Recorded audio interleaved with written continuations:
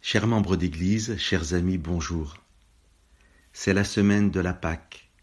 Jésus, comme nombre de Juifs, monte à Jérusalem pour vivre ce temps qui commémore la libération du peuple de l'esclavage de l'Égypte par Dieu.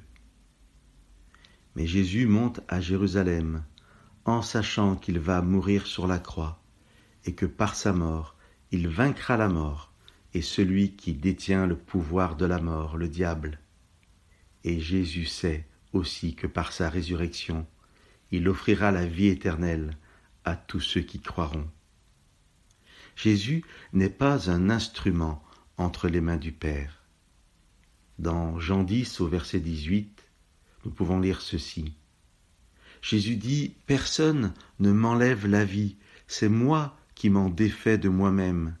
J'ai le pouvoir de m'en défaire et j'ai le pouvoir de la reprendre. » Jésus avance vers la croix, conscient de sa victoire.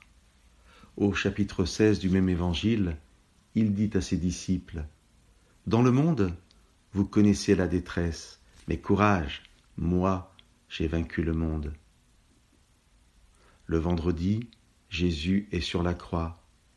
Il va mourir. Mais avant, il prononce ces dernières paroles. Tout est accompli. Tout est achevé. Ensuite, il rendit l'esprit.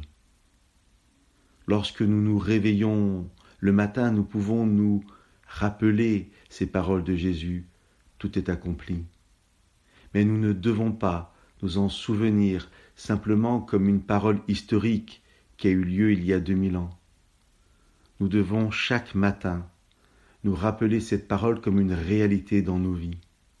Jésus a dit « Tout est accompli » et aujourd'hui, cette victoire de Jésus sur la mort et sur le diable est mienne. Que nous puissions chaque matin marcher la tête haute, conscients de cette victoire de Jésus-Christ dans ma vie, dans mon quotidien. Jésus-Christ a vaincu la mort, Jésus-Christ a vaincu le diable. Que Dieu vous bénisse.